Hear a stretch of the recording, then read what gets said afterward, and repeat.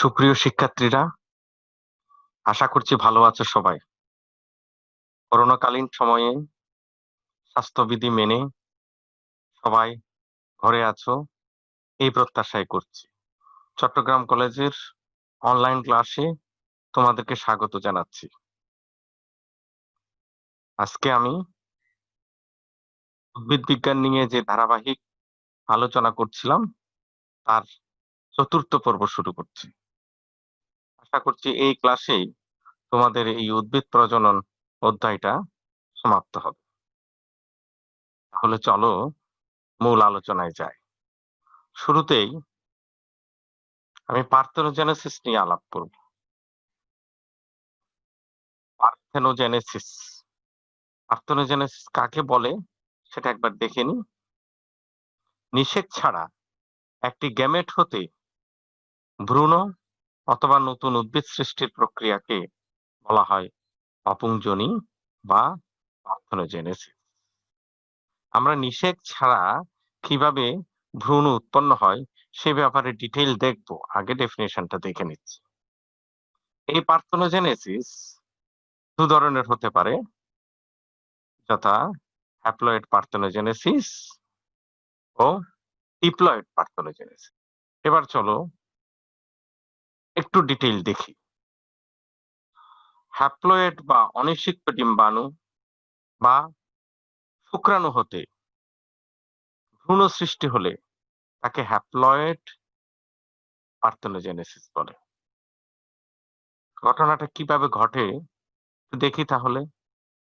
Haploid বা অনিষিক্ত ডিম্বাণু থেকে কিভাবে ভ্রূণ সৃষ্টি হয়। এই যে দেখো, এটা হচ্ছে একটা গাইনিসিয়াম। এইখানে গর্ভমুণ্ড, এই গর্ভদণ্ড, এইখানে ডিম্বাণু, প্রতিপাদ্য কোষ, সেকেন্ডারি নিউক্লিয়াস, এগুলো উৎপন্ন হওয়ার কথা। এটাই কথা ছিল। তাহলে নরমালি কি ঘটনাটা ঘটে একটু দেখি। এই যে নরমাল ঘটনা ঘটছে এটা, কিন্তু এখানে নরমালি ঘটনার কথা বলা হয় নাই, এখানে একটু অস্বাভাবিক ঘটনা। অস্বাভাবিক ঘটনার ক্ষেত্রে তাহলে প্রথমে কি হ্যাপ্লয়েড শুক্রাণু বা হ্যাপ্লয়েড ডিম্বাণু। হ্যাপ্লয়েড ডিম্বাণুর কথা বলি, এই যে ডিম্বাণু, নরমালি এই ডিম্বাণুটা তো হ্যাপ্লয়েডই, নরমালি এই ডিম্বাণুটা হ্যাপ্লয়েড। কিন্তু ধরো এই যে পুংগেমেট, এই পুংগেমেট এরা এইখানে আসবে, এর সাথে মিলিত হবে, এইখানে আসবে, এর সাথে মিলিত হবে।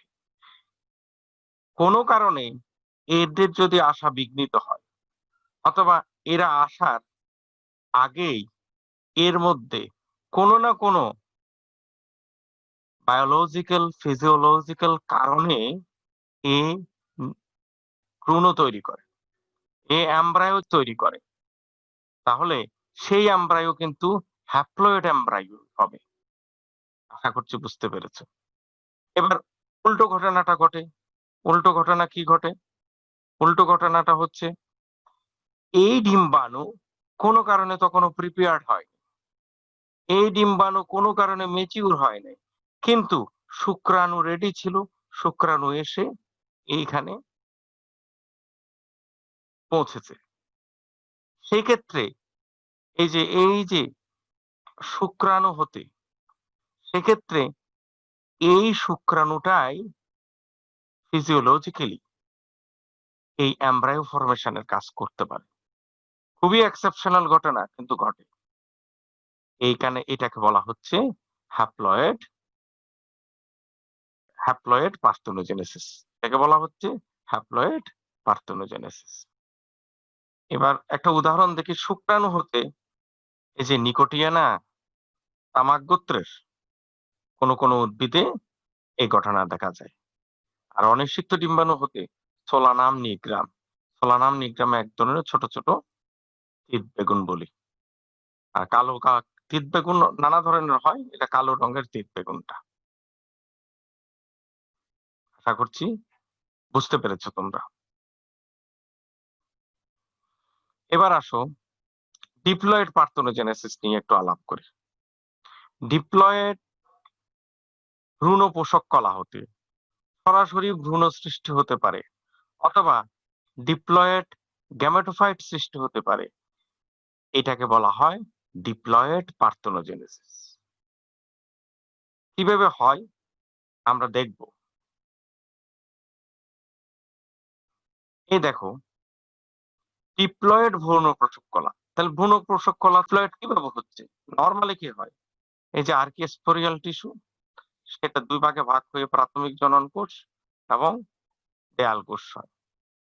এবার এই যে প্রাথমিক জনন কোষটাতে মিওসিস হয়ে স্ত্রী রেণু মাতৃকোষ উৎপন্ন করে, এই স্ত্রী রেণু মাতৃকোষটা থেকেই ডিম্বাণু যন্ত্র, তার মানে ডিম্বাণু, প্রতিপাদক কোষ এবং ডিম্বাণু, প্রতিপাদক কোষ এবং সেকেন্ডারি নিউক্লিয়াস হওয়ার কথা। কিন্তু এই যে ভ্রূণ পোষক কলা, ভ্রূণ পোষক কলাটা তো ডিপ্লয়েডে থেকে যাচ্ছে। ভ্রূণ পোষক কলা ডিপ্লয়েডে থেকে যাচ্ছে। তাহলে এই ভ্রূণ পোষক কলা থেকে এই যে দেয়াল কোষ থেকে ভ্রূণ পোষক কলাটা তৈরি হচ্ছে। তাহলে ভ্রূণ পোষক কলা থেকে যেই এমব্রায়োজেনেসিস হচ্ছে, সেটাকে বলা হচ্ছে ডিপ্লয়েড পার্থেনোজেনেসিস।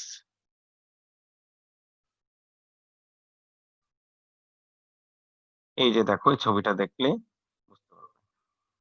এই যে অংশটা, এটা কিন্তু এই জায়গা থেকে হচ্ছে, এই অংশ, এই অংশটা।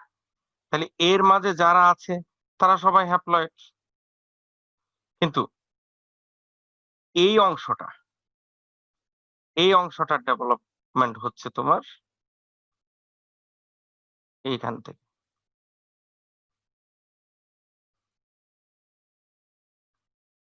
সেটা তো ডিপ্লয়েডে রয়ে গেছে। কাজেই ডিপ্লয়েড ভ্রূণ পোষক কলা থেকে সরাসরি ভ্রূণ সৃষ্ট। তো এই ভ্রূণ পোষক কলা থেকে তো সাধারণত ভ্রূণ হবে না, ভ্রূণ হবে তো এইখান থেকে। কিন্তু তারপরও ব্যতিক্রম হিসাবে যখন হয়, তখন সেটাকে বলা হচ্ছে ডিপ্লয়েড পার্থেনোজেনেসিস। উদাহরণ যদি আমরা দিই, পার্থেনিয়াম আর্জেন্টেটাম এই ধরনের ঘটনা দেখায়। অ্যাপোস্পোরি, অ্যাপোস্পোরি কি হচ্ছে, ডিম্বকের কোন দেহকোষ থেকে, ডিম্বকের কোন দেহকোষ থেকে সরাসরি ডিপ্লয়েড গ্যামেটোফাইট সৃষ্টি হলে তাকে অরেণুজনী বা অ্যাপোস্পোরি বলে।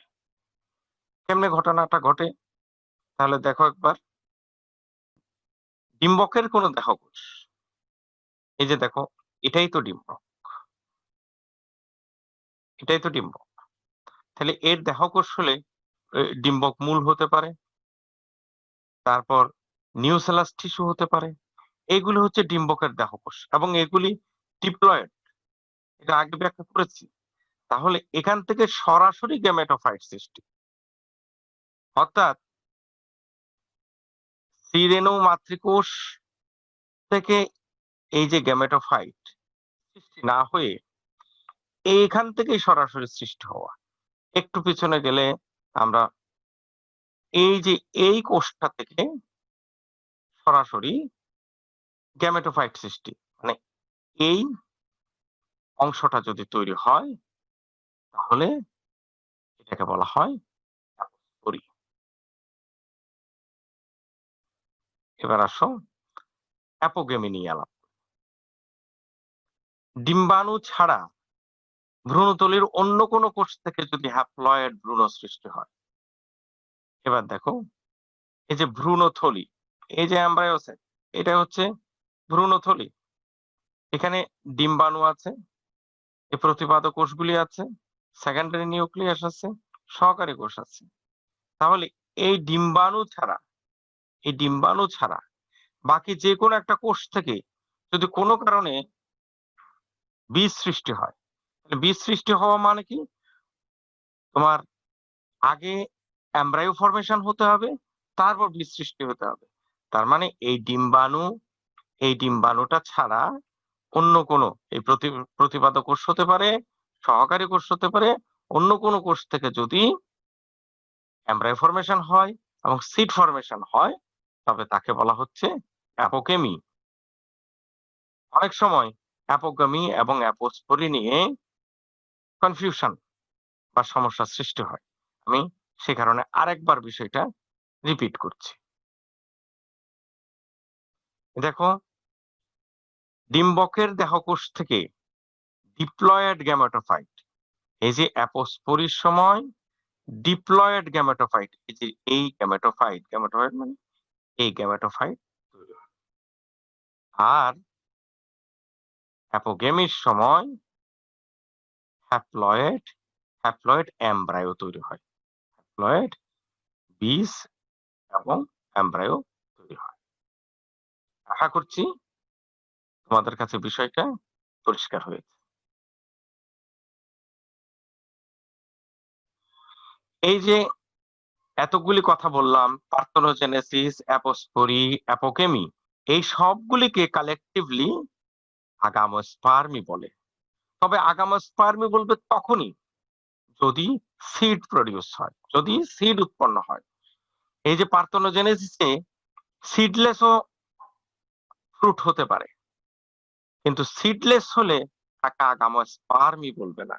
যদি পার্থেনোজেনেসিস, অ্যাপোস্পোরি, অ্যাপোকেমি এগুলির মাধ্যমে সিড যুক্ত ফ্রুট হয়, সিড হয়, তাকে আগামোস্পার্মি বলে। আশা করছি বুঝতে পেরেছ। এবার চলো parthenocarpy.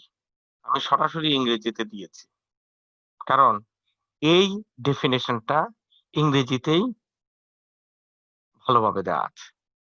Parthenocarpy is the natural or artificial induced production of fruit without fertilization of ovules, which makes fruit seedless. এই পার্থেনোকার্পি কথাটা এখানে আনার কারণ হচ্ছে পার্থেনোজেনেসিস আর পার্থেনোকার্পি দুটা বিষয় হুবহু এক নয়। কোন পার্থেনোজেনেসিসের কারণে পার্থেনোকার্পি হয়। কার্প মানে ফ্রুট রিলেটেড কথা। পার্থেনোকার্পি কথাটা হচ্ছে সিডলেস ফ্রুট, বীজবিহীন ফল। তাহলে পার্থেনোজেনেসিসের কোনো কারণে কোনো পার্থেনোজেনেসিসের কারণে পার্থেনোকার্পি হয়, কিন্তু পার্থেনোজেনেসিস মানেই পার্থেনোকার্পি হবে এমন কোনো কথা নেই। আর পার্থেনোকার্পি কি? সিডলেস বা বীজবিহীন ফল উৎপাদন প্রক্রিয়াকে পার্থেনোকার্পি বলে। এটা আর্টিফিশিয়াল হতে পারে, এটা নেচারালিও হতে পারে। তাহলে আমরা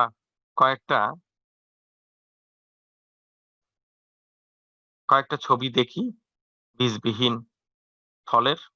এখানে দেখো, সিডস আর actually aborted while they are still small. বীজ প্রোডাকশন প্রক্রিয়া শুরু হয় কিন্তু পুরোপুরি হয় না। এজন্য দেখবো অত্যন্ত ক্ষুদ্র ক্ষুদ্র মিনিয়েচার সিড লাইক কিছু একটা ওই ফলের মধ্যে থাকে। আমরা ছবিগুলি দেখলে সেটা আরো পরিষ্কার হবে। এই যে দেখো, কলা হচ্ছে একটা নেচারাল পার্থেনোকার্পি।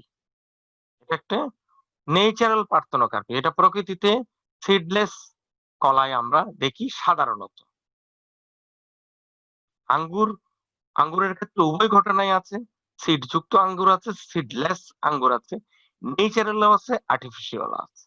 নেচারাল পার্থেনোকার্পি আছে আঙ্গুরের মধ্যে, আবার আর্টিফিশিয়াল পার্থেনোকার্পি আছে। টমেটোর মধ্যেও এই একই ঘটনা। টমেটোর মধ্যে সিডলেস আর্টিফিশিয়াল সিডলেস পার্থেনোকার্পি। এই যে নাশপাতি, নাশপাতিতে ন্যাচারাল পার্থেনোকার্পি দেখা যায়। ইদানিং আর্টিফিশিয়াল পার্থেনোকার্পিও দেখা যায়। এই যে কমলা, কমলাতে আর্টিফিশিয়ালি সিডলেস কমলা তৈরি করা সম্ভব হয়েছে। তরমুজ, তরমুজও আর্টিফিশিয়ালি সিডলেস তরমুজ তৈরি করা সম্ভব হয়েছে। আশা করছি পার্থেনোজেনেসিস আর পার্থেনোকার্পি এই ২ টার মধ্যে যে সামান্য পার্থক্য আছে সে ব্যাপারটা তোমাদের কাছে পরিষ্কার হয়েছে। এবার চলো আমরা রিপ্রোডাকশন এর অন্য একটা অংশ সেক্সুয়াল রিপ্রোডাকশন বা অযৌন জনন সম্পর্কে একটু আলোচনা করি। ২টি গ্যামেটের মিলন ছাড়া অন্য উপায়ে অর্থাৎ পুং গ্যামেট ও স্ত্রী গ্যামেটের মিলন ছাড়া অন্য উপায়ে উদ্ভিদের বংশ বিস্তারের প্রক্রিয়াটা হচ্ছে অযৌন প্রজনন, যেটা আমি একদম প্রথম ক্লাসে আলোচনা করেছি কিছুটা। আজ বিস্তারিত আলোচনা করব।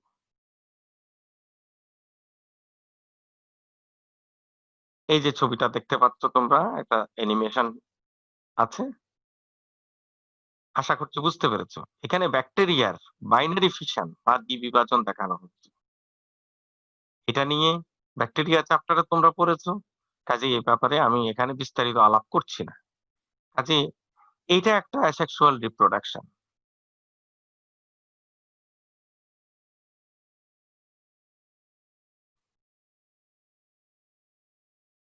কুড়ি গজানো, বার্ডিং। এটাও ছত্রাক অধ্যায়ে পড়েছো। স্যাকারোমাইসিস বা ইস্ট এই ধরনের কুড়ি গজায়। এই দেহকোষের মধ্যে পুষ্টি উপাদান বেড়ে গেলে তার কোথাও কোনো একটা অঞ্চলে সেল ওয়াল কিছুটা গলে যায় এবং ওখানে টার্গার প্রেসারের কারণে তার প্রবর্ধন হয়। পরে তার নিউক্লিয়াস বিভাজিত হয়ে নিউক্লিয়াস ভাগ হয়ে একটা নিউক্লিয়াস এখানে চলে আসে। এইভাবে সাধারণত ইস্ট কোষে বার্ডিং বা কুড়ি গজানোর মাধ্যমে প্রজনন সম্পন্ন করে। এই ঘটনাটা আরো অনেকগুলি প্রজাতিতেও দেখা যায়। খন্ডায়ন, এটা তোমরা শৈবালে দেখেছো। স্পাইরোগাইরা ও সিলারিটোরিয়া এগুলি তাদের এই যে মাঝখানের অংশ, এই যে এই জায়গায় দেখো ডিস্ক লাইক, এই একটার সাথে একটা লাগানো, এই অংশের সাথে এই অংশ লাগানো ডিস্কের মতো। তাহলে এই সংযুক্ত অংশে ছুটে গিয়ে দুইটা আলাদা এন্টিটি, দুইটা আলাদা সত্তা হয়ে যেতে পারে। এই ধরনের ঘটনাকে বলা হয় খন্ডায়ন। এবার দেখো অযৌন রেণু সৃষ্টি। অযৌন রেণু সৃষ্টি এই জিনিসটা তোমরা শৈবাল অধ্যায়ে পড়েছো, উলোথ্রিক্সে দেখেছো এই ধরনের ঘটনা। এই যদি এই যে হ্যাপ্লয়েড হ্যাপ্লয়েড উদ্ভিদ এগুলি আমরা গ্যামেটোফাইটিক উদ্ভিদ বলি। এই হ্যাপ্লয়েড উদ্ভিদ থেকে এই যে স্পোর তৈরি হয়, এখানে হ্যাপ্লয়েড উদ্ভিদ থেকে যৌন রেণুও তৈরি হইতে পারে। তোমরা কিভাবে চিনবা? এই যে উলোথ্রিক্স এর ক্ষেত্রে আমরা চিনি এই ৪ ফ্লাজেলা যুক্ত রেণু যখন তৈরি হয় তখন সেগুলি হচ্ছে অযৌন রেণু। অযৌন রেণু সৃষ্টির মাধ্যমে এই অযৌন রেণুটা সরাসরি এই যে তার নতুন নতুন এই যে উলোথ্রিক্স তৈরি করছে, উলোথ্রিক্স তৈরি। কিন্তু যদি যৌন রেণু হতো তাহলে তাকে আরেকটা রেণুর সাথে মিলিত হয়ে জাইগোস্পোর তৈরি করা লাগতো। এখানে সেই ঘটনাটা দরকার পড়েনি। এবার অঙ্গজ প্রজনন। উদ্ভিদের কোনো একটা দেহ থেকে যদি আবার নতুন উদ্ভিদ উৎপন্ন করা হয় সেই প্রক্রিয়াকে বলা হচ্ছে অঙ্গজ প্রজনন। অঙ্গজ প্রজনন সাধারণত ২ ধরনের হয়, স্বাভাবিক অঙ্গজ প্রজনন আর কৃত্রিম অঙ্গজ প্রজনন। এই স্বাভাবিক অঙ্গজ প্রজননে উদ্ভিদের কোনো অংশকে মাটিতে পুঁতে দিলেই, মাটিতে রাখলেই সে নতুন উদ্ভিদ উৎপন্ন করে। কিন্তু কৃত্রিম অঙ্গজ প্রজননে কিছুটা প্রসেস করে নেওয়া লাগে, কিছু প্রক্রিয়া অবলম্বন করা লাগে। এই কারণে এটাকে বলা হচ্ছে কৃত্রিম অঙ্গজ প্রজনন। আমরা প্রথমে স্বাভাবিক অঙ্গজ প্রজননের কিছু উদাহরণ দেখি।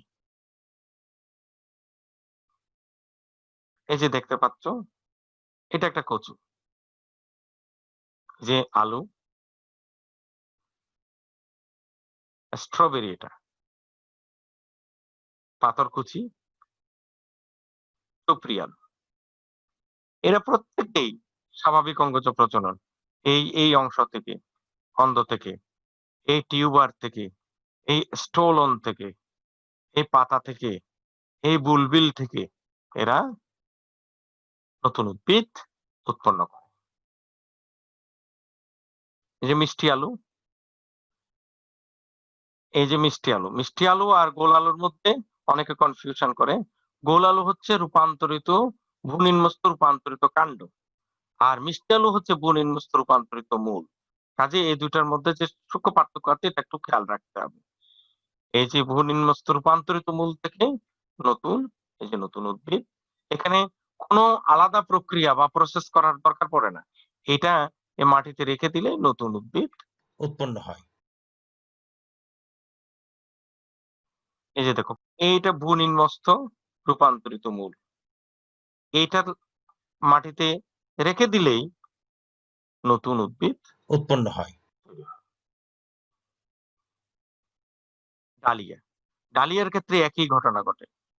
এই যে ভূনিম্নস্থ রূপান্তরিত মূল মাটিতে রেখে দিলেই পরবর্তী বছর নতুন উদ্ভিদ উৎপন্ন হবে।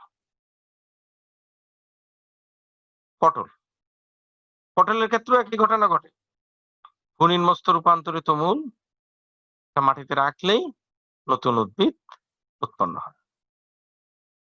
আলু, যেটা আগে বলেছিলাম, ভূনিম্নস্থ রূপান্তরিত কাণ্ড, এই যে চোখগুলি, এর কোনো একটা অংশ লাগাইলেই, এই চোখের কোনো একটা অংশ লাগালেই এখান থেকে নতুন উদ্ভিদ উৎপন্ন হয়। সটি, আদা গোত্রের প্রায় সবাই অথবা হলুদ গোত্রের সবাই, এই যে রাইজোম, এটা রাইজোমের মাধ্যমে, এটা ভূনিম্নস্থ রূপান্তরিত কাণ্ড, রাইজোমের মাধ্যমে এরা বংশ বিস্তার করে।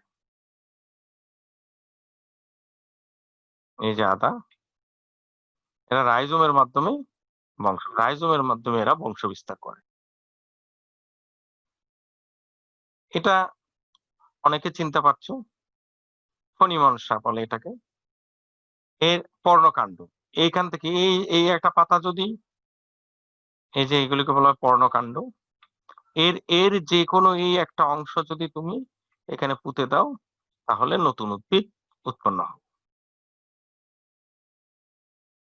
এই পাথরকুচি একটা পাতা রাখলেই সেখান থেকে নতুন উদ্ভিদ উৎপন্ন হয়। এটা হচ্ছে সুপ্রি আলু, সুপ্রি আলু বা তোমার ডায়াস্কোরিয়া বলে, মাটি আলু বলে, মেটে আলু বলে। এই রূপান্তরিত, ভূনিম্নস্থ রূপান্তরিত মূল এখান থেকেও হয়, আবার এই যে বুলবিল থেকে হয়। শাখাতে দেখো এক ধরনের গোটা গোটার মতো হয়, এই লতার মধ্যে এক ধরনের গোটা গোটা হয়, সেটাকে বলা হয় বুলবিল। এই বুলবিল থেকেও এরা নতুন বংশধর তোমার উৎপন্ন হয়।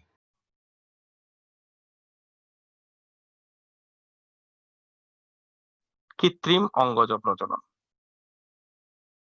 শাখা কলম, গুটি কলম, দাবা কলম, জোর কলম, চোখ কলম, এই প্রত্যেকটা পদ্ধতিতে নতুন উদ্ভিদ উৎপন্ন হয়। প্রত্যেকটা পদ্ধতিতে নতুন উদ্ভিদ উৎপন্ন করা যায়। শাখা কলম সাধারণত গোলাপ, লেবু এগুলিতে এই ধরনের হয়, জবাতেও হয়। এই একটা শাখা কেটে নিয়ে মাটিতে পুঁতলেই নতুন উদ্ভিদ উৎপন্ন হবে। সাধারণত কাটতে হবে একটু 45 ডিগ্রি অ্যাঙ্গেলে। কোন জায়গায় কাটতে হবে আমি একটু করে দেখাই। এই যে দেখো, এইটা হচ্ছে কারেক্ট পজিশন। এই যে এখানে যেখানে একটা কুড়ি আছে, তার থেকে 1 সেন্টিমিটারের মতো উপরে এটা কাটতে হবে। এইভাবে কাটলে হবে না। এটাকে হচ্ছে যে দেখো টু মাচ অ্যাঙ্গেল। এটা এই অ্যাঙ্গেলটা সঠিক হয়নি। এটা হচ্ছে এই খুঁড়ির খুব ক্লোজ হয়েছে। কাজেই এটা এই পদ্ধতিতে কাটতে হবে। এবার আসো কুর্তি কলম। কি হয় একটা ব্রাঞ্চের এই যে কোনো একটা অংশের এই যে এইটুকুন অংশের এখানে ১ম এ বাকল তুলে ফেলতে হবে। এই যে বাকল তুলে ফেলতে হবে। বাকল তুলে তারপর গোবর মিশ্রিত মাটি এইভাবে দিতে হবে। দিয়ে একটা পলিথিন দিয়ে ঢেকে দিতে হবে। প্রয়োজনে এখানে সময় পানি এইখানে ফোঁটায় পানির ব্যবস্থা করতে হবে। যদি শুকায় যায়। এইভাবে মাসখানেক রেখে দিলে পরে এখান থেকে শিকড় গজাবে, অ্যাডভেন্টিসিয়াস রুট গজাবে এবং এই জায়গায় কেটে নিয়ে বিচ্ছিন্ন করলে এই অংশটা একটা আলাদা উদ্ভিদের মতো হবে। এবং সেটা পরবর্তীতে আলাদাভাবে রোপণ করলেই নতুন উদ্ভিদ পাওয়া যায়। দাবা কলম এটা আমরা ছোটবেলায় আমরা নিজেরাও করেছি। যে এই যে লেবু, চন্দ্রমল্লিকা, পুদিনা কিংবা এই গন্ধরাজ এই ধরনের উদ্ভিদগুলির একটা ডাল এভাবে টেনে এনে তার সন্নিহিত এলাকায় মাটিতে এখানে একটু মাটি চাপা দিয়ে দিলেই এখানে প্রয়োজনে এটা যেন উঠে না যায় এই ধরনের অ্যাঙ্গেলের মতো কিছু দিয়ে কঞ্চি দিয়ে এইখানে মাটির সাথে গেঁথে দিতে হবে। এইভাবে মাসখানেক রেখে দিলে এই জায়গায় নতুন শিকড় গজাবে। তখন এটা কেটে এনে শুধু এটুকুন অংশ আলাদা করে নিলেই নতুন উদ্ভিদ পাওয়া যাবে। জোড় কলম, দেখো জোড় কলমে এখানে একটা জিনিস ১ম এ একটা ওয়াইল্ড উদ্ভিদের বুনো জাতের একটা স্টক নেওয়া হয়। সেটাকে বলে স্টক।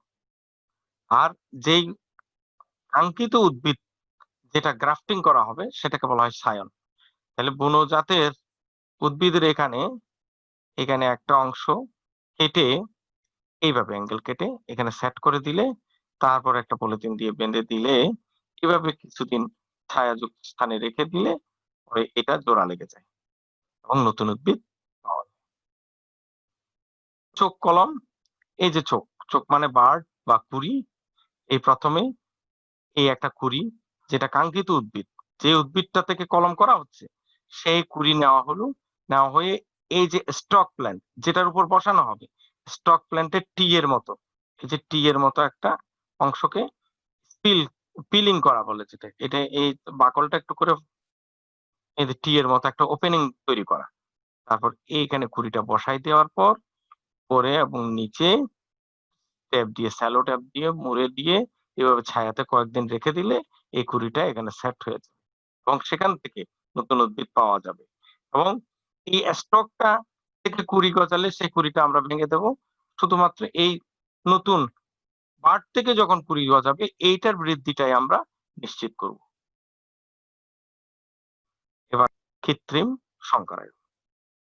কৃত্রিম সংকরায়ন হচ্ছে তুমি কাঙ্ক্ষিত বৈশিষ্ট্যের উদ্ভিদ পাওয়ার জন্য ২ টা ভিন্ন প্রকরণের, ভিন্ন বৈশিষ্ট্য সম্পন্ন জেনেটিক্যালি ডিফারেন্ট ২ টা উদ্ভিদের মধ্যে যদি কৃত্রিমভাবে পরাগায়ন ঘটানো হয় এবং সেটার মাধ্যমে যদি উদ্ভিদ উৎপন্ন করা হয় তাহলে সেটাকে বলা হচ্ছে আর্টিফিশিয়াল হাইব্রিডাইজেশন, কৃত্রিম সংকরায়ন। আমরা স্টেপ গুলি একটু দেখি। ১ম হচ্ছে প্রজনক নির্বাচন। অর্থাৎ কোন ২ টো উদ্ভিদকে তুমি পিতা উদ্ভিদ এবং মা উদ্ভিদ হিসেবে ব্যবহার করবে সেটা। এই যে ধরো এই উদ্ভিদটাতে তুমি এই উদ্ভিদটার বৈশিষ্ট্য আনবে। কেন আনবে? ধরো এটাতে রোগ প্রতিরোধ ক্ষমতা বেশি, এটাতে রোগ প্রতিরোধ ক্ষমতা কম। কিন্তু এটার ফলন ভালো হয়। কাজেই এই রোগ প্রতিরোধ ক্ষমতাটা যদি এই উদ্ভিদে ট্রান্সফার করা যায়, তাহলে এটা একটা আউটস্ট্যান্ডিং কাঙ্ক্ষিত উদ্ভিদ হবে। এই ঘটনাটা আর্টিফিশিয়াল হাইব্রিডাইজেশন এর মাধ্যমে করা যায়। এই যে তুমি যে ২ টা উদ্ভিদ বাছাই করলে, সেই ঘটনাটাকে বলা হচ্ছে প্রজনক নির্বাচন। এবার হচ্ছে প্রজনকের কৃত্রিম স্বপরাগায়ন।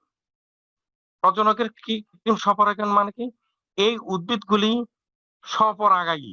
মানে এই যে একই উদ্ভিদের একই ফুলের পরাগরেণু দ্বারা যদি ওই ফুলটা অথবা ওই একই গাছের অন্য একটা ফুলের দ্বারা যদি ওই ফুল নিষিক্ত হয়, পরাগায়িত হয়, তাহলে তাকে বলা হচ্ছে স্বপরাগায়ন।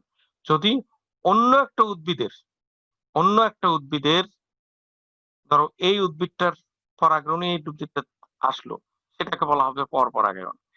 এই ফুলের পরাগরেণু এই উদ্ভিদে পড়ল, এই ফুলের মধ্যেই পড়লো, সেটা হচ্ছে স্বপরাগায়ন। স্বপরাগায়ন দুই ধরনের হতে পারে। এই যে সেম ফুলের পরাগরেণু সেম ফুল পরাগরেণু দ্বারা সেম ফুল নিষিক্ত হওয়া, অথবা দুই ব্রাঞ্চের দুইটা ফুল, এই যে দুই ব্রাঞ্চের দুইটা ফুল দ্বারা নিষিক্ত হওয়া, দুইটাই স্বপরাগায়ন। আর যদি অন্য উদ্ভিদ থেকে পরাগরেণু এসে পরাগায়িত হয়, সেটা হচ্ছে পরপরাগায়ন। পরপরাগায়নে ভেরিয়েশন তৈরি হয়, এই কারণে প্রজনকের কৃত্রিম স্বপরাগায়ন। যদি পরপরাগায়ন হয়ে থাকে তাহলে সেটাকে স্বপরাগী করে নিতে হবে, স্বপরাগী করে নিতে হবে, এই কারণে স্বপরাগী করে নিলেই তোমার সেটা হোমোজাইগাস হবে। এবার ইমাস্কুলেশন হচ্ছে এই যে উভয়লিঙ্গিক ফুলের এই যে পুংকেশর অপসারণটাকে বলা হচ্ছে ইমাস্কুলেশন।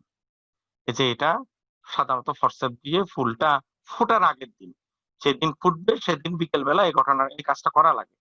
এই যে ফুলটা এমন ভাবে ওপেন করা লাগলো যেন তোমার কোনো প্রকারে ফুলটা এমন ভাবে ওপেন করা লাগবে যেন কোনো প্রকারে তোমার গর্ভদণ্ড গর্ভমুণ্ড ক্ষতিগ্রস্ত না হয়।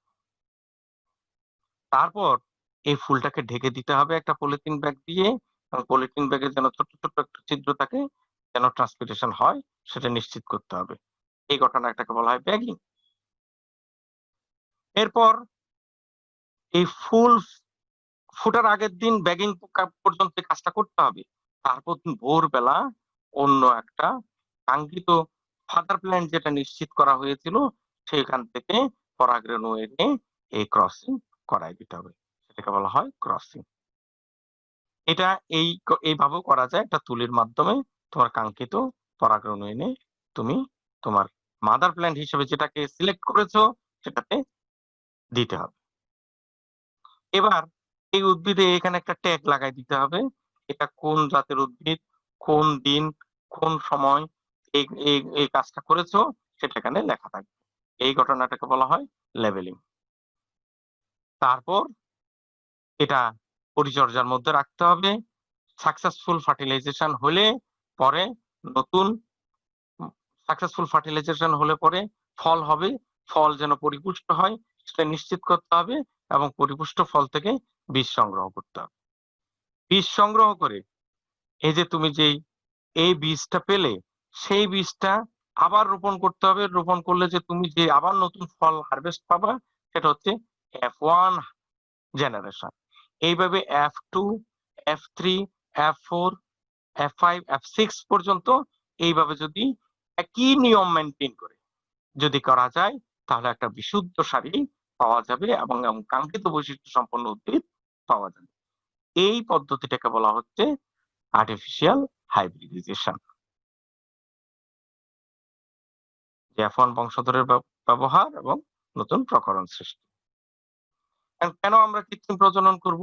আমি সংক্ষেপে কয়েকটা লাইন বলবো। এই যে কৃত্রিম প্রজননের মাধ্যমে ব্রি, বাংলাদেশ ধান গবেষণা ইনস্টিটিউট, এবং ইরি, আন্তর্জাতিক ধান গবেষণা ইনস্টিটিউট নানা ধরনের ধান তৈরি করেছে যেগুলি উদ্বৃত্ত খাদ্য চাহিদা পূরণ করছে। রোগ প্রতিরোধ ক্ষমতা সম্পন্ন উদ্ভিদ তৈরি করা যায়, বন্যা ও খরা প্রতিরোধক্ষম জাত সৃষ্টি করা যায়, একই সময় পরিপক্কতা হয় এমন উদ্ভিদ তৈরি করা সম্ভব। একই সময় পরিপক্ক না হলে হারভেস্টিং এ ফসল কাটাতে সমস্যা হয়, এই জন্য এই পদ্ধতিটা অবলম্বন করা হয়। চাহিদা মতো তুমি তোমার কাঙ্ক্ষিত বৈশিষ্ট্য, একটা বৈশিষ্ট্যের সাথে অন্য বৈশিষ্ট্য মিক্সিং করা যায়, এবং একটা কাঙ্ক্ষিত চাহিদা মতো উদ্ভিদ তৈরি করা যায়। পলিপ্লয়েডের মাধ্যমে বীজবিহীন আঙ্গুর, তরমুজ, আপেল এগুলি তৈরি করা যায়। আমাদের দেশে শীতকালীন অনেক সবজি সারা বছর এখন পাওয়া যায়, সেটা এইভাবে কৃত্রিম সংকরায়নের মাধ্যমে তৈরি করা হয়েছে। তাহলে আশা করছি তোমরা উদ্ভিদ প্রজননের বাকি যেসব টপিক ছিল, পার্থেনোজেনেসিস, অঙ্গজ প্রজনন, তোমার কৃত্রিম অঙ্গজ প্রজনন, স্বাভাবিক অঙ্গজ প্রজনন, অযৌন জননের অযৌন রেণু উৎপাদনের মাধ্যমে বিভিন্ন ধরনের প্রজনন এবং আর্টিফিশিয়াল হাইব্রিডাইজেশন সম্পর্কে তোমাদের ভালো ধারণা তৈরি হয়েছে। বিষয়গুলি বুঝতে পেরেছ। আজ এই পর্যন্ত। সবাই ভালো থেকো, সুস্থ থেকো। ধন্যবাদ সবাইকে।